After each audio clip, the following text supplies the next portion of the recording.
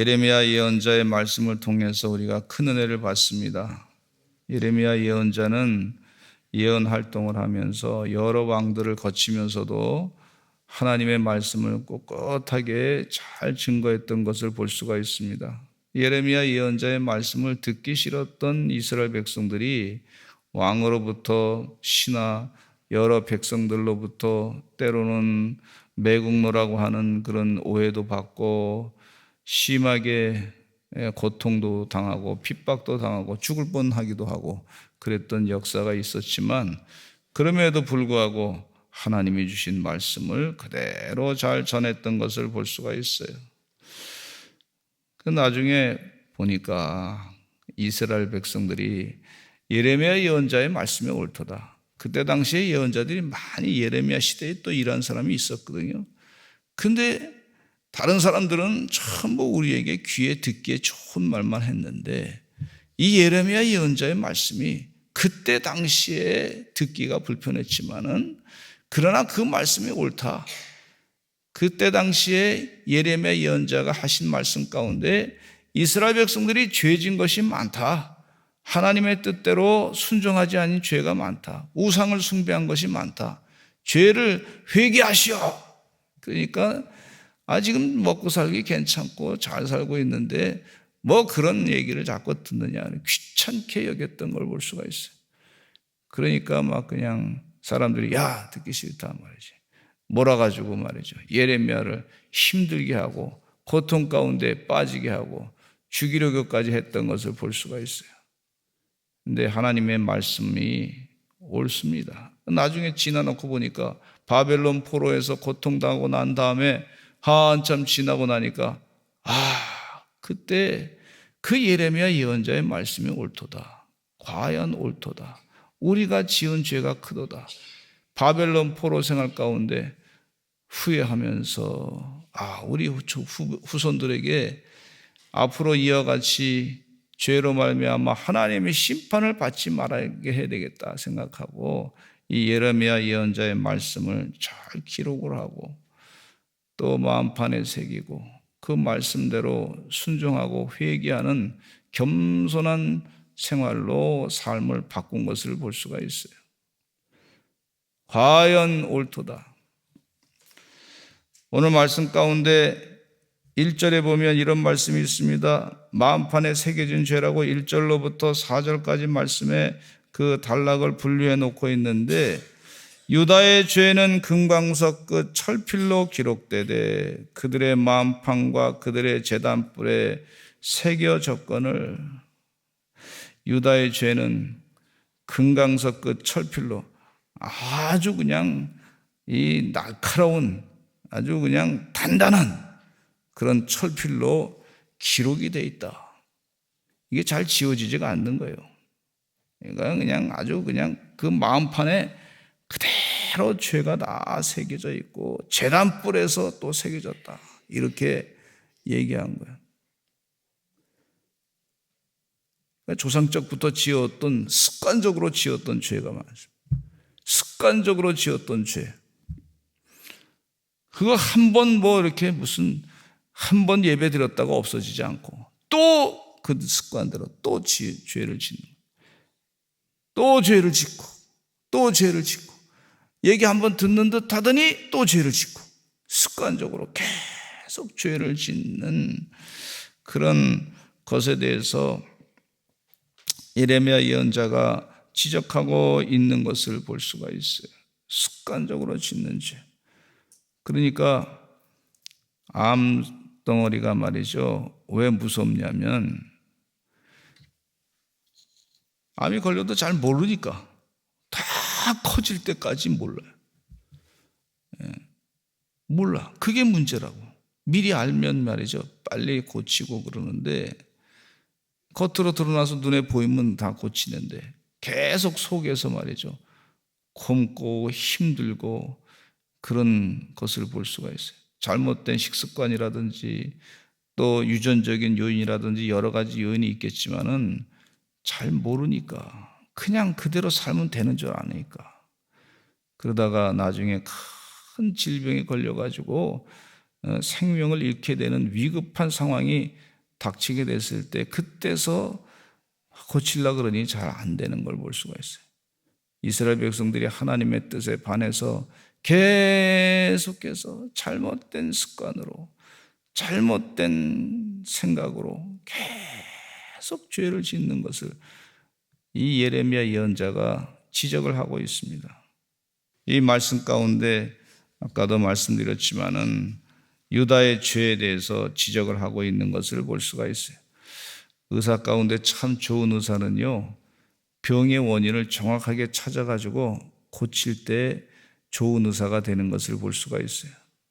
오진이 많이 있는 것을 볼 수가 있는데 정확한 원인을 모르니까 정확한 처방도 못 내리는 것을 볼 수가 있는데, 예레미야 예언자가 하나님의 말씀을 통해 가지고 이스라엘 백성들이 지은 죄에 대해서, 죄의 질병이죠. 이 죄의 질병이 앞으로 심판을 받을 수밖에 없고, 바벨론 포로 생활 가운데 고통을 당할 수밖에 없고, 하나님으로부터 자꾸 멀어진 행동으로 말미암아 구원받지 못하고 더 죄악된 심판 가운데 멸망길에 빠져들고 있는 그들을 지적하고 계신 것을 볼 수가 있어요. 그의 망판과 제단불에서, 여기 2절의 말씀 가운데 그들의 자녀가 높은 언덕 위 푸른 나무 곁에 있는 그 제단들과 아세라들을 생각하도다. 하나님을 생각해야 되는데, 하나님의 뜻을 생각해야 되는데, 하나님의 거룩한 구원의 말씀을 들어야 되는데, 세상에 자신들의 이 산당, 자신들이 만들어 놓은 그런 산당, 피조물로 만드는 우상에게 마음을 자꾸 빼앗기는 것에 대해서 지적을 하고 있는 것을 볼 수가 있어요. 지금 우리 대한민국에도 영적으로 하나님을 떠난 그런 여러 가지 일들이 있는 것을 안타깝게 생각합니다. 문화라고 하는 이름으로 말이죠, 많은 영혼들이 말이죠, 하나님으로부터 그 마음을 떠나게 만드는 것을 볼 수가 있어요. 제가 어느 지역에 이렇게 문화재가 있다 그래가지고 가서 봤는데, 세상에 전부 그냥 우상 숭배하는 걸로 그냥 전부 도배를 해놨더라고. 그거 보면서 이야, 이게 문화라고는 이름으로 엄청난 비용을 들여가지고, 그래서 거기서 막 그냥 문화라는 이름으로 다른 종교를 막 그냥 종교 지도자를 막 그냥 추앙하고 그런 것을 봤어요. 그거 보면서 참 마음이 안타깝더라고요. 그 신문의 뉴스의 난국 가운데도 보니까 문화라고 하는 이름으로 각종 무슨 제사를 막 드리고 있더라고. 그래서 그거 보면서 이야, 이게 우리의 전통 문화라 그래서 뿌리 깊숙한 곳에 있는 그런 이 하나님을 떠난 그런 우상을 섬기는 그런 것을 보면서, 야, 이게 보통 문제가 아니구나 자꾸 생각하게 됩니다. 어디 문화재 한다 그래서 가서 보니까 시장과 군수가 가서 말이죠, 거기 보니까 전부 거기다가 머리를 숙이고 말이죠, 제사를 지내고 그렇게 하는 것을 보면서, 야, 이거 보통 문제가 아니다. 문화라고 하는 이름으로. 그래서 시는 종교 행위로 하는 거예요. 우상을 섬기는. 우리 조상이 했으니까 뭐 우리도 한다. 이게 지금 조상적부터 지은 죄에 대해서 예레미야 예언자가 분명하게 지적하고 있는 것을 볼 수가 있어요. 또 토정비결이라고 해서 매년마다 말이죠, 토정비결 책을 사가지고 금년의 운세가 어떻게 된가, 또 젊은 사람들 가운데 타로점이라고 하는 것을 통해 가지고 거기서 운세를 보고 이 사람하고 어떻게 뭐 잘 연결이 되는지, 이 사람 내 성격이 어떤지, 저런 사람 성격이 어떤지, 그거를 자꾸 이렇게 비교하고 판단하는 그런 것을 볼 수가 있는데, 이게 얼마나 안타까운 일인지 몰라요.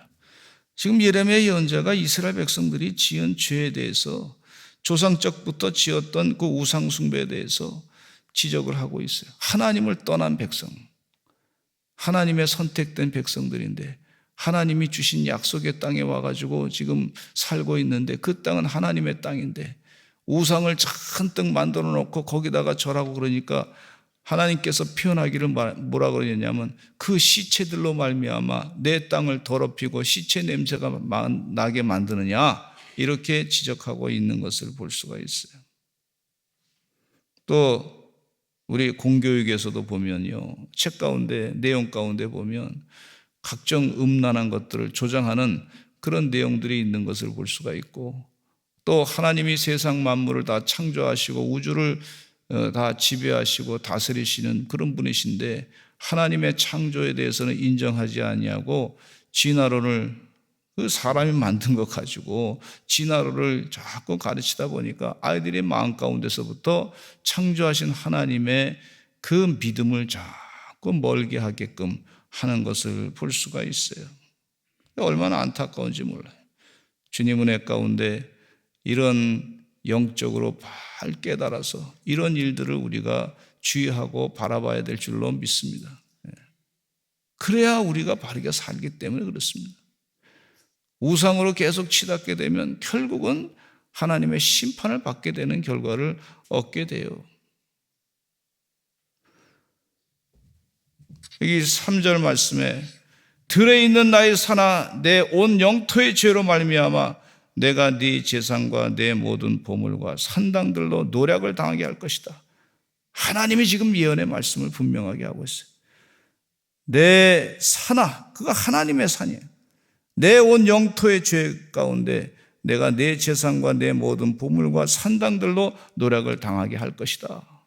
하나님의 심판할 것이다. 이렇게 말씀해 주고 있어요. 다 하나님이 주신 것인데 하나님이 주신 분에 대해서 찬양하고 예배하지 아니하고 그냥 우상을 갖다 거기다 잔뜩 만들어 놓고 그 우상에다가 절하고 그게 하나님이라고 그러고 우리를 애굽에서부터 인도하여 내신 하나님이라고 하니 하나님께서 가만히 두겠습니까? 하나님께서 심판하신다고 하는 것을 말씀해 주고 있어요. 너는 나 외에 다른 신을 섬기지 말라. 다른 신을 경배하지 말라. 그렇게 말씀해 주고 있습니다. 다 다른 신을 섬기고 그랬을 때 하나님이 제일 싫어하는 우상 숭배를 통해 가지고 하나님께서 심판하신다고 말씀해 주고 있어요. 4절 말씀에 내가 내게 준 내 기업에서 내 손을 뗄 것이며 또 내가 너로 하여금 너의 알지 못하는 땅에서 내 원수를 섬기게 하리니 이는 너희가 내 노를 맹렬하게 하여 영원히 타는 불을 일으켰습니다. 이렇게 말씀해 줘요. 하나님께서 화가 나셔서 이렇게 아주 심판하시겠다고 맹렬하게 타는 불로 말미암아 그렇게 하시고 그 얘기는 무슨 얘기냐면 이 말씀을 듣고 회개하고 돌아오라는 거예요. 우상 숭배에서부터 돌아오라는 거죠. 깨닫고 빨리 돌아오라. 그 마음을 하나님에게 두고 하나님의 뜻대로 살라 그렇게 하시는 말씀인데 그래 사랑하시기 때문에 이런 말씀하시는 거예요.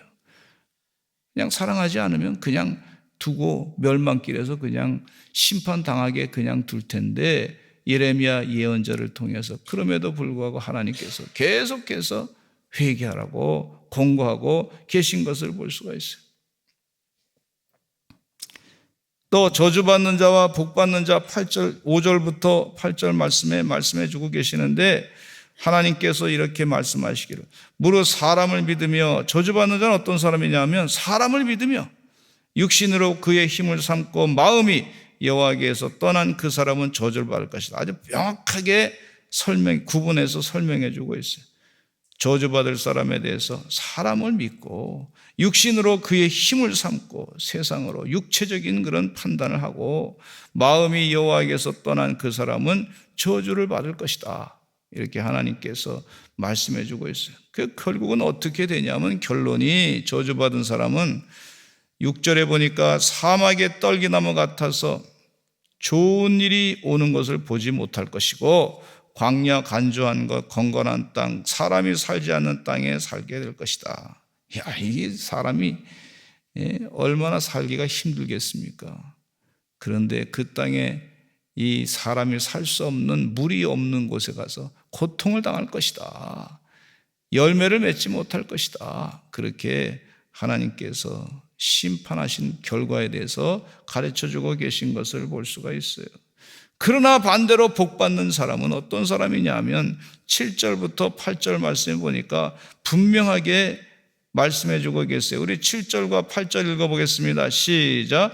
그러나 물은 여호와를 의지하며 여호와를 의뢰하는 그 사람은 복을 받을 것이라. 그는 물가에 심어진 나무가 그 뿌리를 강변에 뻗치고 더위가 올지라도 두려워하지 아니하며 그 잎이 청청하며 가무는 해에도 걱정이 없고 결실이 그치지 아니한 같으리라. 할렐루야. 시편 1편의 말씀을 보는 것과 같은 은혜의 말씀이죠. 하나님을 의지하고 하나님을 의뢰하는 사람은 하나님께서 이와 같이 여호와 율법을 주야로 묵상하는 사람은, 즐거워하며 묵상하는 사람은 하나님께서 복을 주시되 시절을 따라 잎사귀가 마르지 아니하며 잎이 푸르게 되고 열매가 날 것이고 연분연 하나님의 축복을 받게 될 것이다. 아주 기근이 온다 할지라도 그런 하나님을 의지하는 사람은 축복을 받을 것이다. 그렇게 말씀해 주고 있어요. 아브라함과 아브라함의 조카 롯과의 엄청난 차이는 뭐냐면 아브라함은 가는 곳마다 하나님께 제단을 쌓고 예배를 드렸어요. 그러나 조카 롯은 먼저 세상적인 물질에 눈이 어두워서 하나님 뒤로 하고 세상과 같이 연합하는 동안에 소돔과 고모라 성이 멸망당할 때 같이 멸망당하는 아내는 소금기둥으로 바뀌어지게 되고 모든 재산은 다 잃어버리게 되고 그런 결과를 갖게 되었습니다. 그러나 아브라함은 하나님 은혜 가운데 계속해서 믿음의 조상이 되고 번성하는 삶을 살았던 것을 볼 수가 있어요. 복받은 자와 저주받은 자를 분명하게 구분해 놓고 말씀해 주고 가르쳐 주고 있어요. 새벽을 깨워 늘 기도하시고 하나님의 뜻대로 순종하고 사시는 주의 백성 매 순간마다 주님과 동행하셔서 기도하셔서 응답 받으시는 하나님의 복받은 형통한 주의 종들의 삶이 다 되시기를 간절히 축원합니다.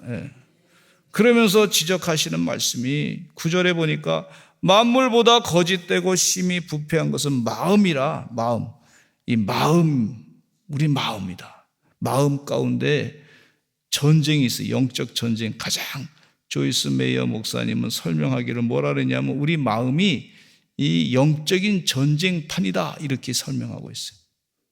마음이 하나님의 뜻대로 결단할 것이냐 마귀의 뜻을 따라갈 것이냐 이 마음을 잘 살피라고 그렇게 말씀해 주고 있어요. 근데 여기 말씀 가운데 이스라엘 백성들의 마음이 심히 부패했다. 그 마음이 하나님으로부터 떠나니까 모든 교회 나와서 이렇게 예배 드리는 것, 제사 드리는 것도 형식적으로 마음은 다 떠나갔는데 형식적으로 나와서 예배 드리는 것과 같다. 그렇게 지적을 하고 있어요. 근데 하나님이 그걸 다 모르시냐? 다 아신다는 거예요. 나 여호와는 심장을 살피고 폐부를 시험하고 각각 그의 행위와 그의 행실대로 보응하는 자다. 하나님 앞에 마음을 딴 데다 두지 말고 하나님의 뜻대로 살라고, 형식적으로 하지 말라고 그렇게 지적을 하고 있어요.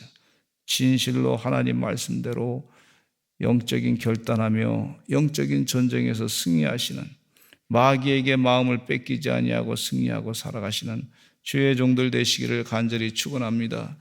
우리 다 같이 주여 많이 하시고 통성으로 기도하겠습니다. 하나님, 우리 조상들이 지었던 죄와 또 나의 죄를 주님 앞에 회개하오니 용서하여 주시옵소서.